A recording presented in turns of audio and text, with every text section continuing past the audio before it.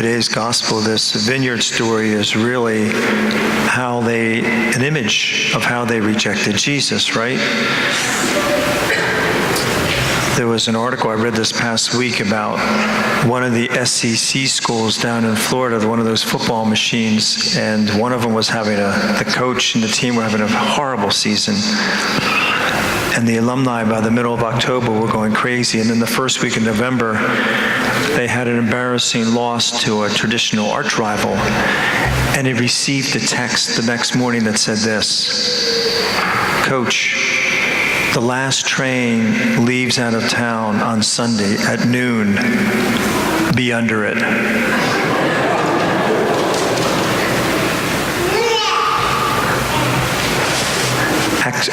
Actor Laurence Olivier said this: "I've always thought that the initial trouble between me and my father was that he couldn't see the slightest purpose in my existence."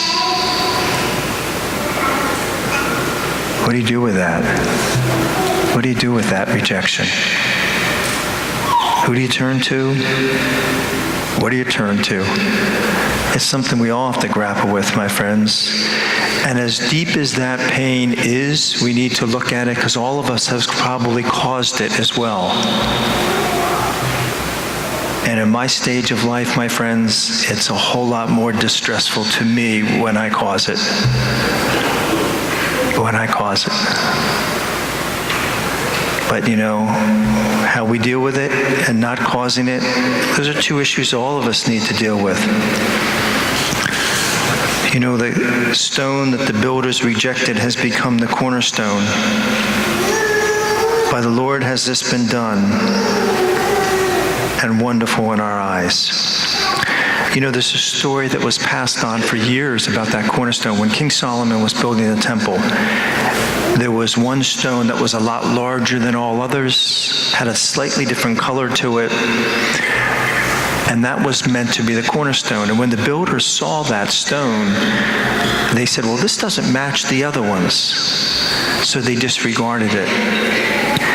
But then years later, 3 years later, when it was finished, they asked, where's the cornerstone that was sent down here? And they finally found it covered with vines and debris.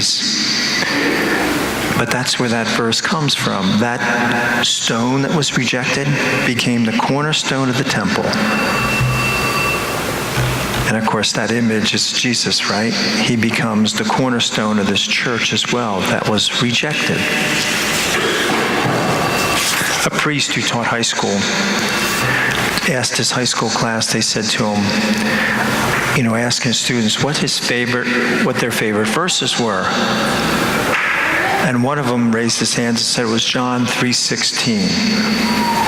John 3:16. And then the priest said to him, well, quote it for me. And he said, God so loved the world that he gave his only begotten Son, that whoever believes in me should not perish, but have everlasting life. Did you pick anything up there? There's a couple nodding your head that's saving most of you. Probably had no idea what I just read, my friends. It is supposed to say, God so loved the world that he gave his only begotten Son. And here he said, forgotten Son. But the priest said to himself, that almost makes more sense. Because he was forgotten. And then he went on to tell his class that, when you feel that pain or rejection, know who to turn to, because he was forgotten and rejected by most. By most. He who experienced it, my friends, can also heal us, can it? There's a sculptor, his name was Agostino di Duccio, and he had a large chunk of marble that was about 20 feet high, and he was paid to create a statue. And there was a default in the marble. The marble had a major default, and he said, I can't work with this marble. There's something wrong with it. So we disregarded it. Then a young sculptor picked it up and created David out of that statue. And of course, that sculptor is Michelangelo. But what you may not know about that statue is, my friends, it is so symmetrically perfect that like 100-mile winds couldn't even topple it. And they can't even duplicate it because of how incredibly it's symmetrical and the distribution of weight in that statue. But here, that piece of marble had a default in it.